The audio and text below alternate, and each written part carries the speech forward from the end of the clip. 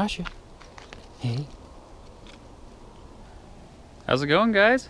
Sorry, I've been pretty awful at making videos. I've been super slammed with like work and school. But I wanted to make a quick little video letting you guys know that I got a new project car. And if you looked at like the thumbnail or anything like that, you probably know what it is already. But let me show you what I got.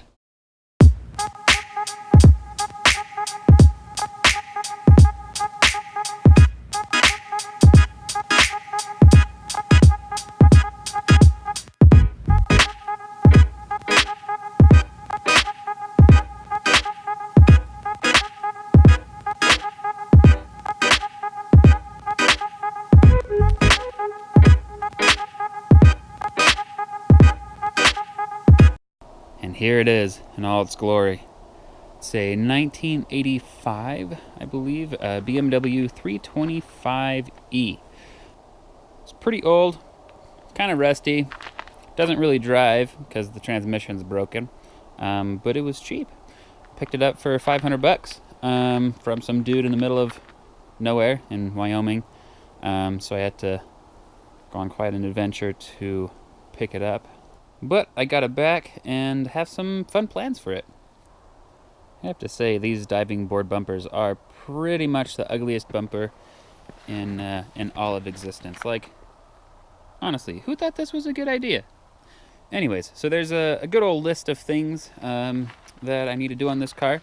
One, because, you know, the transmission's dead. I need to change out the transmission. I have another one, conveniently. This is another transmission for the old ETA powered E30s. I'm hoping it works because I don't know for sure. I got it from a wrecking yard. They couldn't really test it for sure, and the car that they pulled it off of had like 300 and something thousand miles, but it goes smoothly into every gear, which is more than can be said for that. Hey, dog. So I've got a new clutch, a new slave and master cylinder because those are leaking like sieves. And a new, I guess, hydraulic line for something to do with the clutch. I don't know, I haven't poked around too much under there, but figured I better get it all so that I don't have to worry about it leaking anymore. For what it's worth, the interior is in pretty solid shape. Give me 1 second.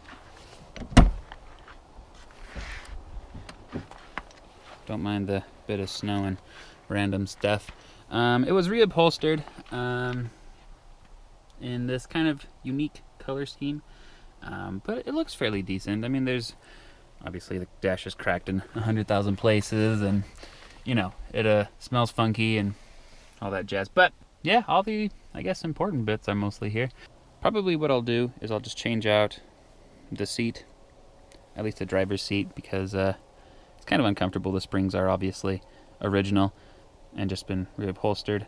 But I'll change that with kind of a knockoff bucket seat that I got from the classifieds somewhere. I think it's probably one of those cheap ones from like O'Reilly's or AutoZone. But theoretically it should, you know, do the trick.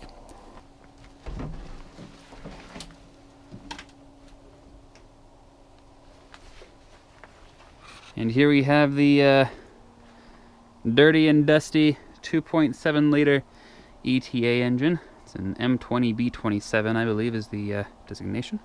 I guess it's been pretty recently rebuilt. Who knows?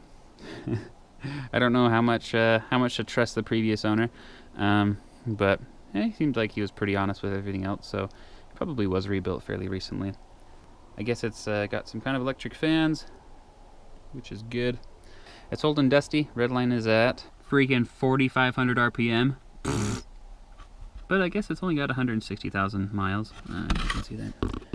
There you go. So ideally, it's got a lot of life left in it. And really, I just wanted to fiddle around with, you know, a straight 6 rear-wheel drive car. As much as I have fun with, you know, my old Focus.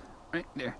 I don't know, you kind of have to change it up sometimes. So we'll see how it goes. Plans with this car, they change a little bit, just depending on the day.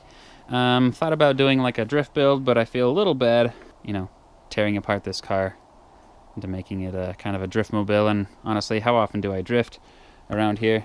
Answer is not very. Anyways, eventually I'd like to turbocharge this, kind of do another budget system, probably just with making like an adapter off the stock manifolds there, bringing it back up and have the turbo sit more or less where this coolant reservoir thing is.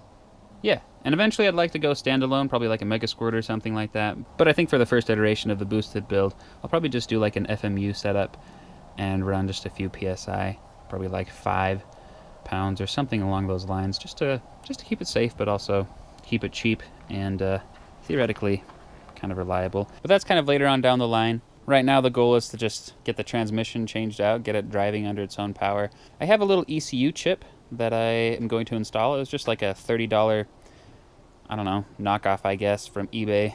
I think it came from Germany or something like that. So it's probably like a pirated, you know, tune for one of these cars. But I don't know. I think it's supposed to add like 20 horse and raise the rev limiter from like 4,500 to like 52 or something along those lines.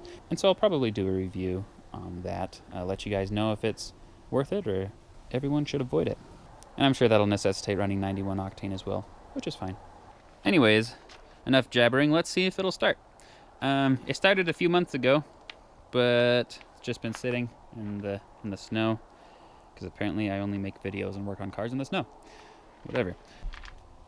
Theoretically, it should start.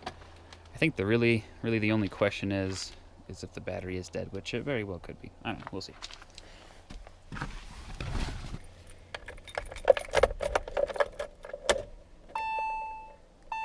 Good sign. I guess it seems to have some kind of life in it. Oh. No, battery's dead. Sorry, can't start it for you guys. Oh well. Now that I think about it, it would run like garbage anyway because I have kind of removed the exhaust, removed the catalytic converter and the O2 sensor in preparation. Eventually pull the transmission. I just haven't had a lot of time to get working on it. Obviously it needs an alignment as well. Gosh, I don't know if you can see that. Anyways, let me know what you guys think of the new project car. If you have any suggestions on mods to do or how to go about it. I'm definitely going to tuck the bumpers eventually, but like I said, the plan is to get it driving under its own power first, because at this point it kind of doesn't. Yeah, get a transmission in there that works. But yeah, this might not be the quickest build in the world, just because usually I'm gone all day, every day for school and work. But I will work on this when I can. Let me know how like documented you want this to be. If you want me to just make another video when I got the transmission in, or when I have it running and driving, or if you want kind of some videos in between of, you know, the process of removing and installing a new transmission and all that jazz. Anyways, please like and subscribe for more E30 content, or let me know if you want to see more Focus content. I have actually put a blow-off valve on there, just like a $29 eBay knockoff of an HKS blow-off valve. But I've used it for quite a few months now, so I can do a review on that if you'd like, kind of let you know my thoughts on the cheapest knockoff I could find. I've upped the boost a bit on the Focus since the last video, put, I don't know, another 15,000 miles on it or something. But yeah, stay tuned, and I'll try and get more videos out as soon as I can. Thank you for watching.